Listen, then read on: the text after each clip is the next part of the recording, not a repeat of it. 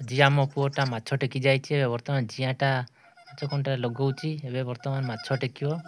ଦେଖିବେ କାଲି ଆଉ କେମିତି ବଡ଼ ବଡ଼ ମାଛ ଲାଗିବ ସେଇଟା ଦେଖନ୍ତୁ। ତାହେଲେ ଏଇଟା ହେଉଛି ଜିଆଁଟା କରୁଛି, ଲଗାଉଛି।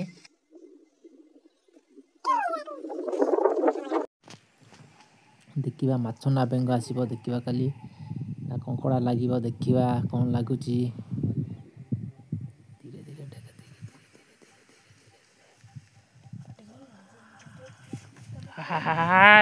पडला आइला आइला आइला आइला आइला आइला आइला आइला देखा देखा यार देखा हाँ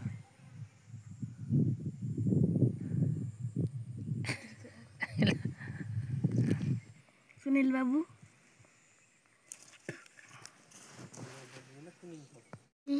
एरा 500 गला सोइला 1 2 3 4